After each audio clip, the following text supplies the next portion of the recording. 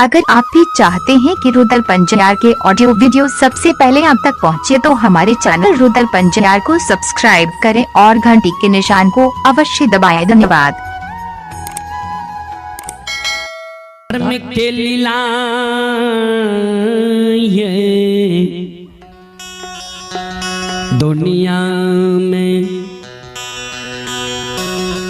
अगमय अपार छै श्रोता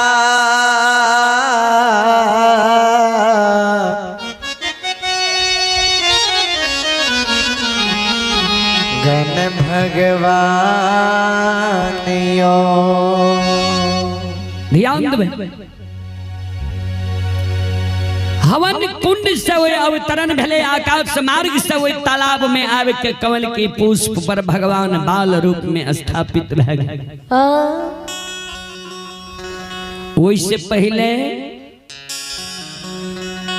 अमृता की सखी सहेली आए तालाब में स्नान करे के लिए अले। अमृता के आज समय की ज्ञान नहीं रहले, समय से नहीं जाए सकले। सखी सहेली अले तालाब में स्नान करके लौट गए। तब अमृता तालाब में आए अकेले स्नान करे ले आवे छे। अमृता कुमारी तालाब में अकेले स्नान करे ले आवे छे। तालाब में स्नान कर लेके ऊपर होइले चाहे छे जी आप अंजनी पटोर पहिर ले आ गृही भवन हम चल जाए। भगवान वो तालाब में माया का विस्तार कर दे छे।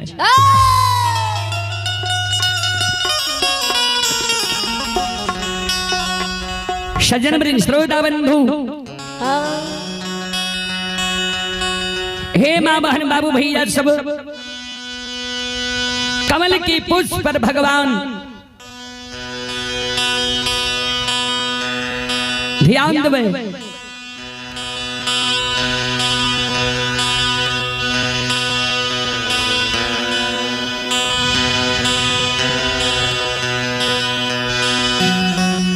कमल के पुष्प पर भगवान जहिना अमृता कुमारी बाहर होइले चाहे छे, कमल के पुष्प पर शिशु रूप में भगवान चिल्लावे लागले।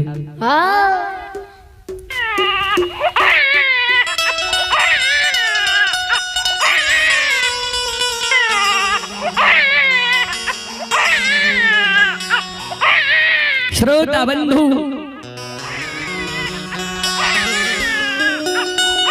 अमृता कुमारी चारों बगल तालाब में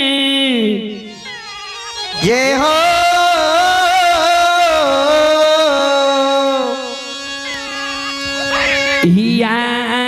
रहलैये कौन दाय माय के।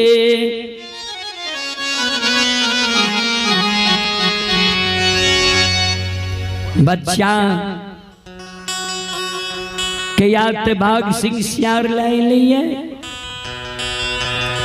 या कौन दाय माय नवजात बच्चा के तालाब के किनारे में फेंक दिल है।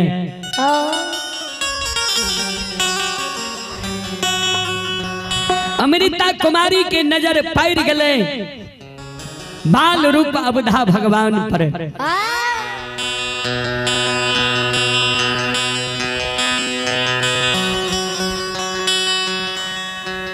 अमृता कुमारी के हृदय में दया लगी गले।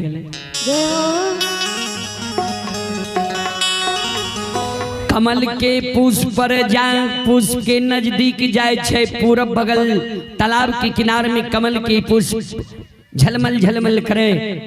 ओई पर अवधा नवजात बाबू खैल दास चिल्लार जे मारे रहे। अमृता कुमारी के दया लग गले जाए छे। नवजात बच्चा के उठा के गोद में ले छे, हृदय से लगा ले छे। बाबू कैलाश माया के विस्तार खा दे छे। चिल्लावे रहे, चुप रह गए।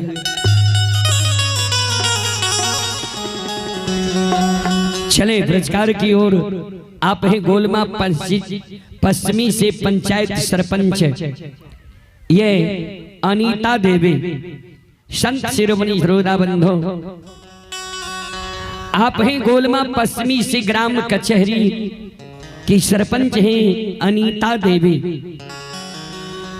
श्रद्धालु की ओर से श्रद्धा के साथ बड़े उदार दिल से शानदार 101 रुपये की पुरस्कार है।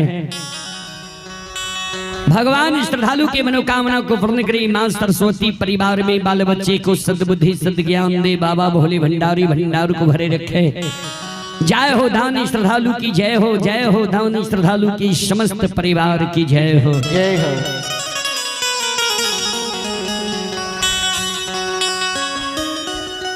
अमृता बच्चा के गोद में लेके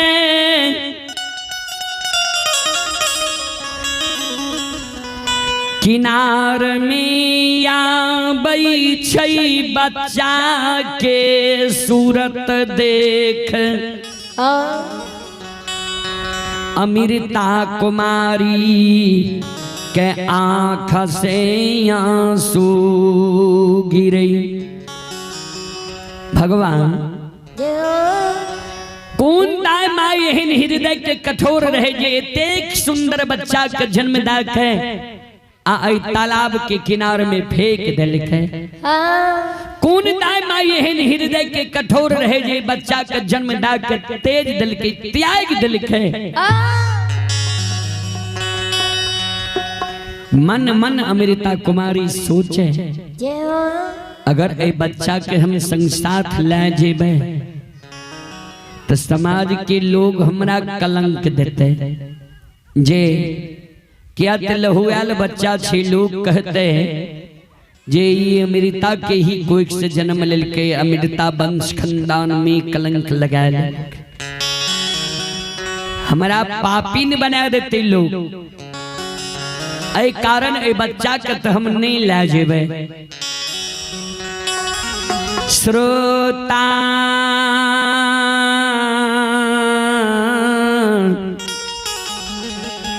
भगवान आन यो ए बाबूसा।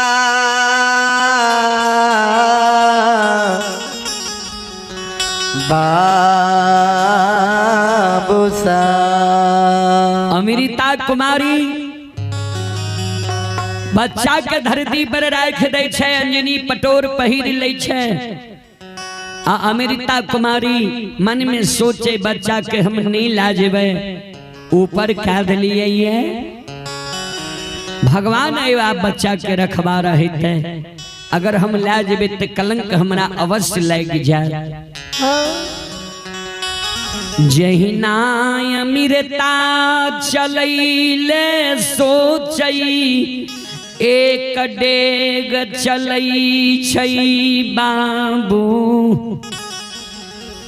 कैलदास नवजात बच्चा के रूप में मांगाया।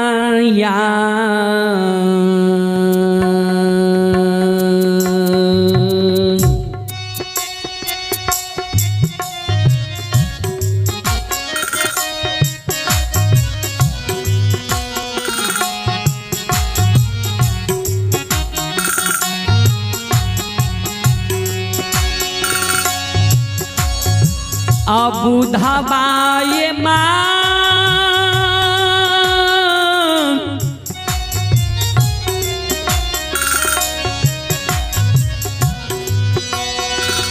या खेली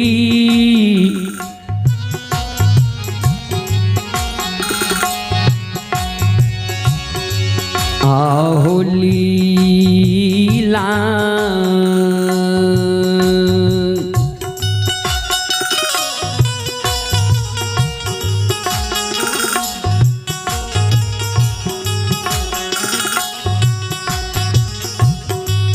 आ करई छई हो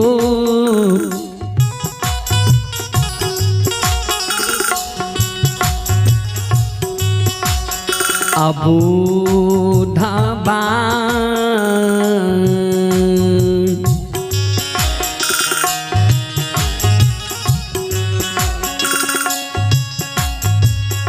बाबा तालाब के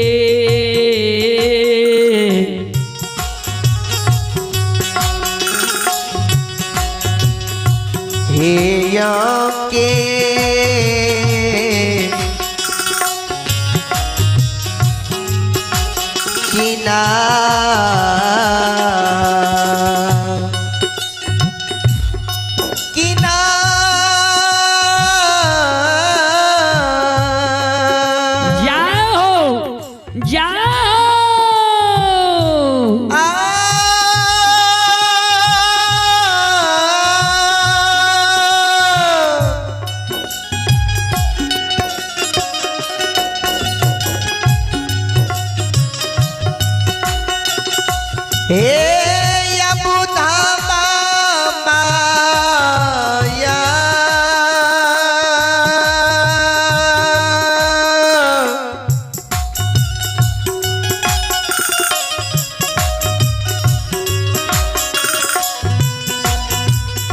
या के योरा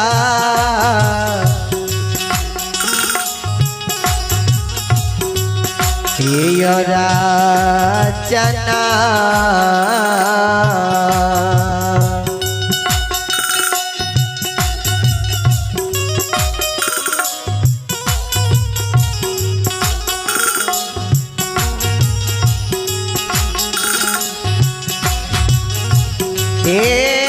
दुलरुआ हो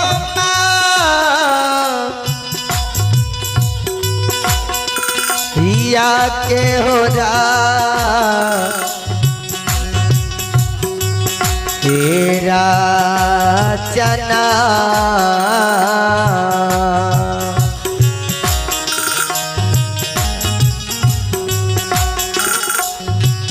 आयो राचैया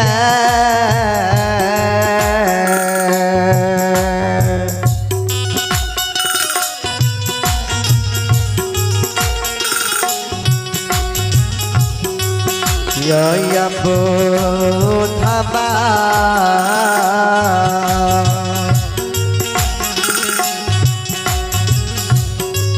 यो राचैया तालाब के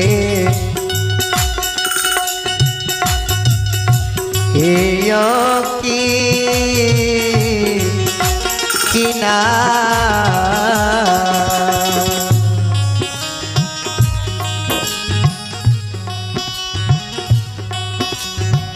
बिलास बाबू के पोता ही शिवम कुमार। शिवम कुमार की ओर से श्रद्धा के साथ बड़े उदार दिल से शानदार 21 रुपए की पुरस्कार है। भगवान श्रद्धालु की मनोकामना को पूर्ण करें। और आप हैं नेवल यादव के पुत्र सोनू कुमार और मोनू कुमार। श्रद्धालु की ओर से श्रद्धा के साथ बड़े उदार दिल से शानदार 51 रुपए की पुरस्कार है।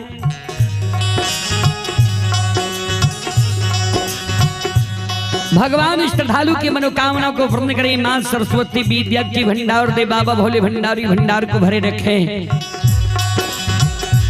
जय हो दानी श्रद्धालु की जय हो।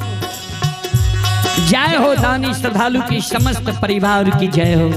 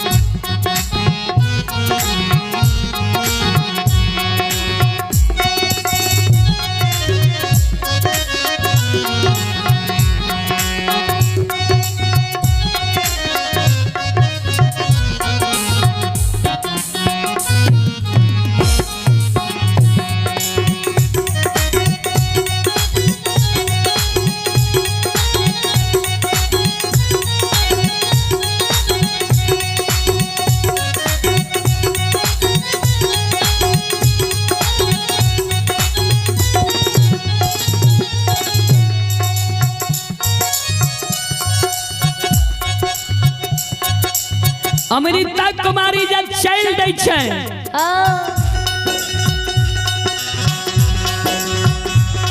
अवधा बाल रूप में माया का विस्तार करे छे। अमृता कुमारी के गोद में अपने आप स्थापित भए जाय छै।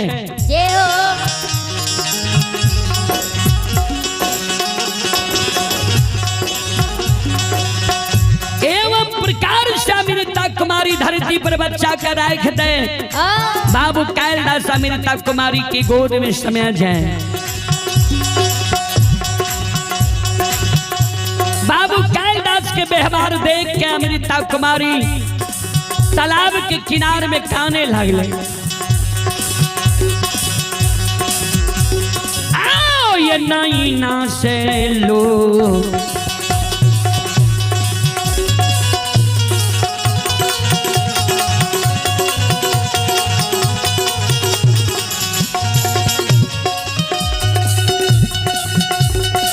ये सुन भैया यो नैना से लो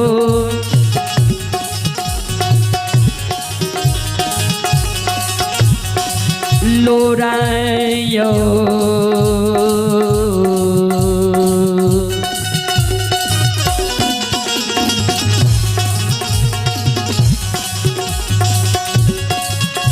ये मैया बहिन सब नैना से लो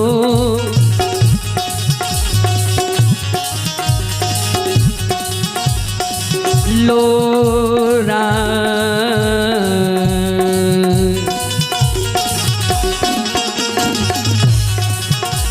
आये गिरे छइये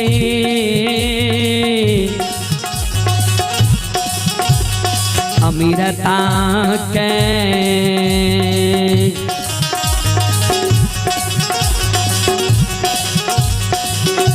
ये कान तालाब के हे या किना किना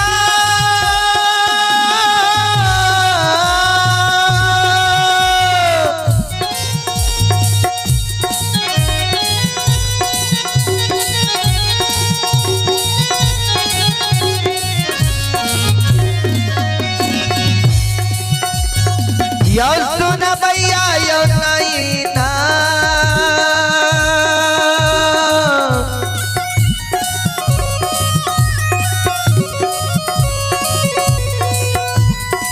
ना से यो लोरा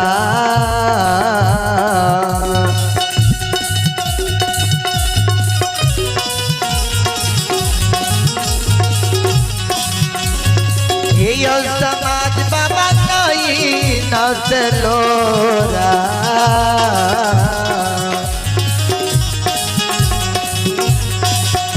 आया मीरा ताक गिरे समाज बाबा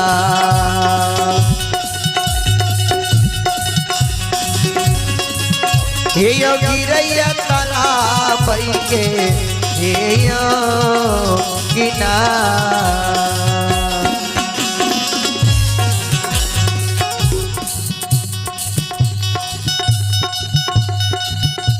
चले पुरस्कार की ओर।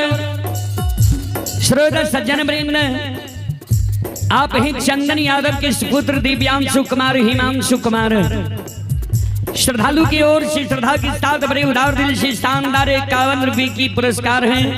आप हैं धीरेन्द्र यादव पिपरा, उनकी सुपुत्र ही आलोक कुमार और अमृत राज। श्रद्धालु की ओर से 51 रुपये की पुरस्कार हैं। और आप हैं पोस्ट मास्टर साहब जवाहर यादव, ये नंदलाली के निवासी हैं। जवाहर बाबू की ओर से श्रद्धा के साथ बड़े उदार दिल से शानदार 101 रुपये की आशीर्वाद हमारे मंडली के लिए आए हैं। और आप हैं दीप नारायण बाबू, दीप नारायण बाबू की ओर से भी शानदार 101 रुपये की आशीर्वाद हमारे मंडली के लिए आए हैं। गुरुजन की चरण कमलों में कोटि कोटि नमन करता हूँ, आशीर्वाद चाहता हूँ, भगवान से कामना करता हूँ भगवान गुरुजन के परिवार में सम्मति दे, माँ सरस्वती सद्बुद्धि सद्ज्ञान दे, बाबा भोले भंडारी भंडार को भरे रखें। जय हो दानी श्रद्धालु की जय हो, जय हो दानी श्रद्धालु के समस्त परिवार की जय हो।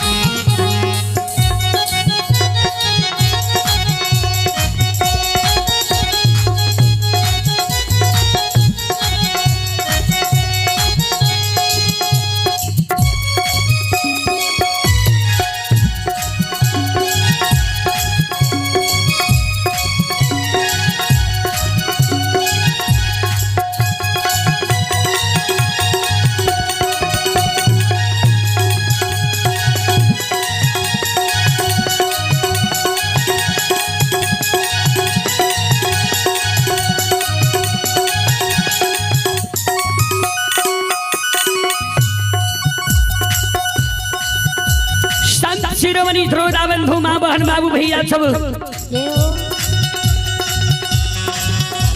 अमृता कुमारी काने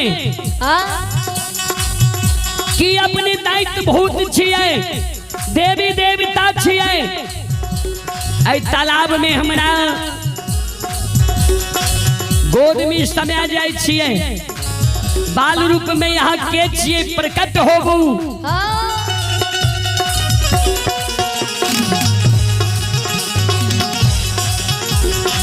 अमृता के शब्द सुन के बाबू कैलाश ध्यान देवे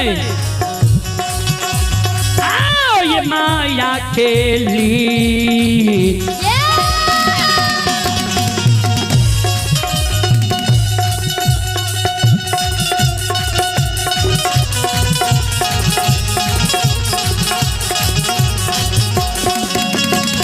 यो सुन भैया यो माया खेली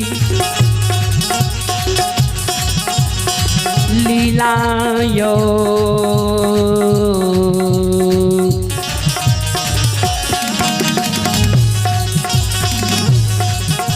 ये यो रचै छैये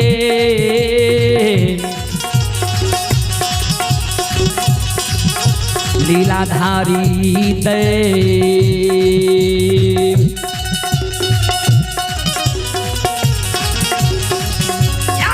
बाबा दुलारू आए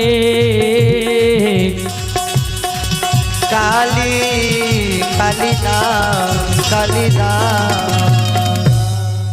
भगवान माया के लीला रच दै छै अमृता कुमारी की शब्द सुन के भगवान ओई तालाब के किनार में जहिना माँ यशोदा के यमुना के किनार में विराट रूप देखल के रहे वही समान अमृता कुमारी के तालाब के किनारे में भगवान विराट रूप दिखावे सतयुग से त्रेता द्वापर जय कारण कलयुग में अवतरण लेके माँ अमृता के दर्शन दिलके सब रूप भगवान दिखावे जे वरदान के कारण अपने के हम दर्शन दिलवे तालाब के किनारे में हमरा ले चलू यहाँ के द्वारा हमार पालन पोषण ही है चले भ्रष्टाचार की ओर आप ही गजेंद्र बाबू खमौती गजेंद्र बाबू की ओर से श्रद्धा के साथ भरे उदार दिल से शानदार 101 रुपये की आशीर्वाद आए हैं गजेंद्र बाबू के चरण कमलों में कोटि कोटि नमन करता हूँ आशीर्वाद चाहता हूँ भगवान से कामना करता हूँ भगवान श्रद्धालु के मनोकामना को पूर्ण करे जय हो दानी श्रद्धालु की जय हो दानी श्रद्धालु के समस्त परिवार की जय हो और आप हैं श्री फुलेश्वर बाबू खमौती के निवासी हैं फुलेश्वर बाबू की ओर से भी श्रद्धा के साथ बड़े उदार दिल से शानदार 101 रुपये की आशीर्वाद आए हैं भगवान श्रद्धालु के मनोकामना को पूर्ण करें माँ सरस्वती परिवार में बाल बच्चे को विद्या की भंडार दे बाबा भोले भंडारी भंडार को भरे रखे जय हो दानी श्रद्धालु की जय हो दानी श्रद्धालु के समस्त परिवार की जय हो अइला सेवकिया बाबा तोहरे दोरिया हो बाबा हो अइला सेवकिया बाबा अइला सेवकिया बाबा तोहरे दोरिया हो बाबा हो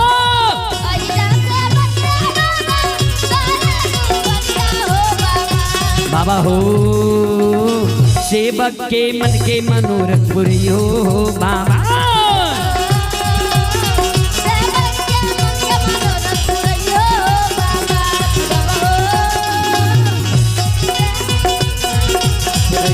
हो बाबा तोहरे दोरिया में अइला पुजरिया हो अरे दुआरिया में अइला पुजरिया हो एक बेरा फेरी दी हो सेवक पर नजरिया हो एक बेर फेरी दियो सेवक पर नजरिया यो तेरो सैता से सेवक तोहरे दोरिया हो बाबा हो।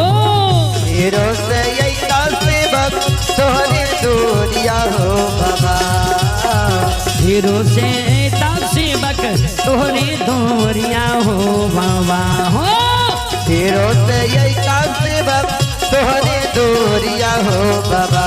बाबा हो सेवक के बिगड़ी काम बनी हो बाबा। बाबा हो सेवक के बिगड़ी काम बनिया हो बाबा। बाबा हो सेवक के मन के मनोरथ पुरैया हो बाबा। बाबा हो सेवक के भाग हो जगैया हो बाबा। बाबा हो सेवक के मन के मनोरथ पुरैया हो बाबा। बाबा हो सेवक के मन के मनोरथ पुरैया हो बाबा। बोल बोल भक्त और भगवान की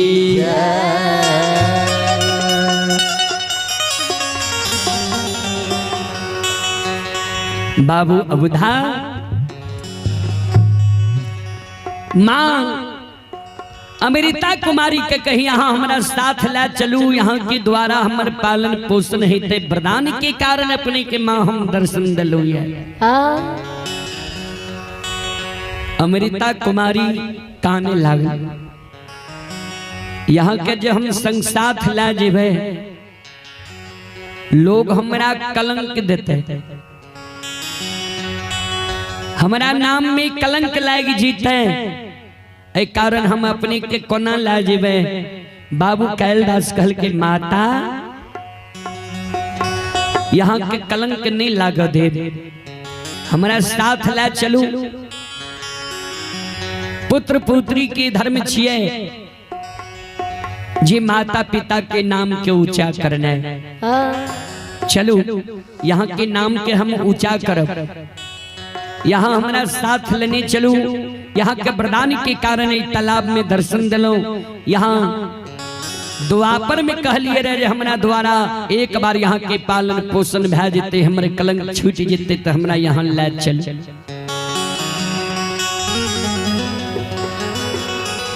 भगवान जी विराट रूप मां अमृता कुमारी के देखे लिखे रहे। अमृता कुमारी के विश्वास भै गए। गोद में अबुधा नवजात बच्चा के लेने, मन में सोचने विचारने, अमृता कुमारी जान रहली हे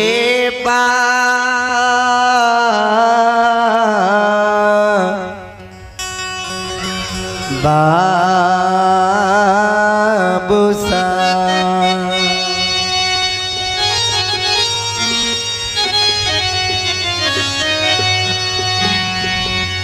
मन में अमृता कुमारी सोच है।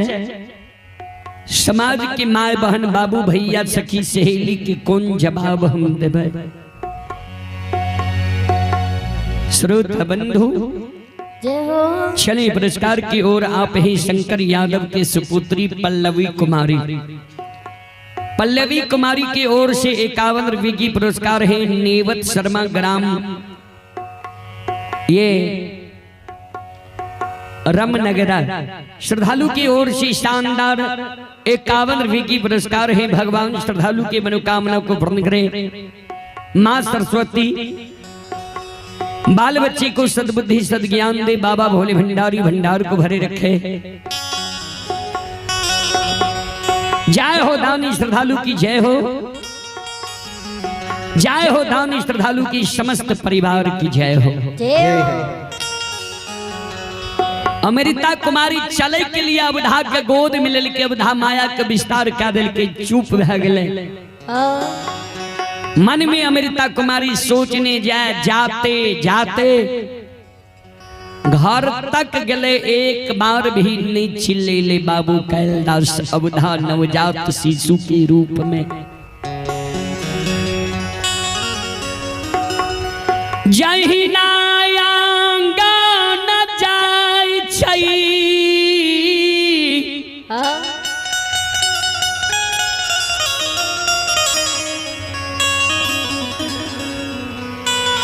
अमीरता ओ सार पर बैस सिर पर हाथ ला